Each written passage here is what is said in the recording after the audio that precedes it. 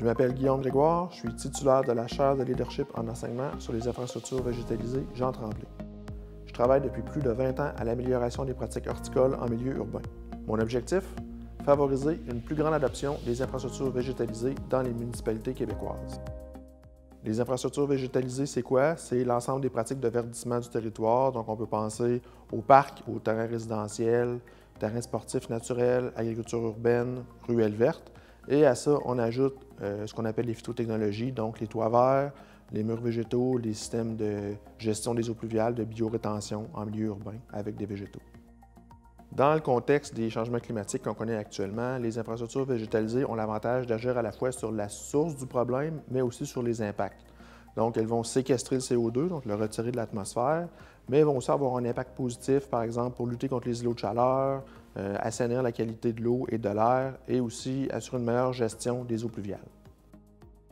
On sent depuis quelques années une volonté des municipalités et des citoyens à avoir des environnements plus verts, donc utiliser de plus en plus de végétaux dans la trame urbaine. Et depuis quelques années, on voit une augmentation de l'utilisation des infrastructures végétalisées, mais pas encore à grande échelle.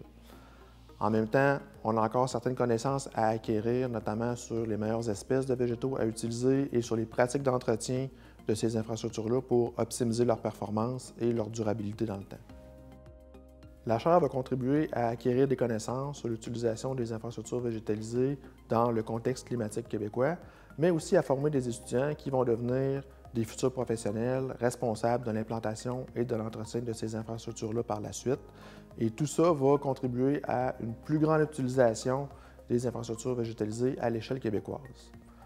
Ça va avoir des retombées positives pour les producteurs de végétaux, mais aussi pour les entreprises qui s'occupent de l'entretien des infrastructures par la suite.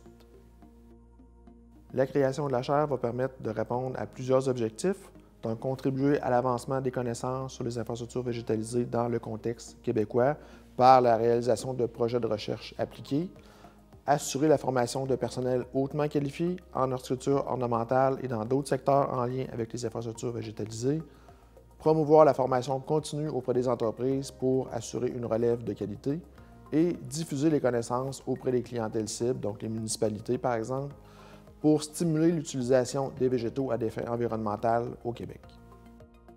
En terminant, je souhaite remercier les partenaires qui ont rendu possible la création de la chaire et qui croient, tout comme moi, en l'innovation et l'excellence en recherche pour le secteur horticole québécois.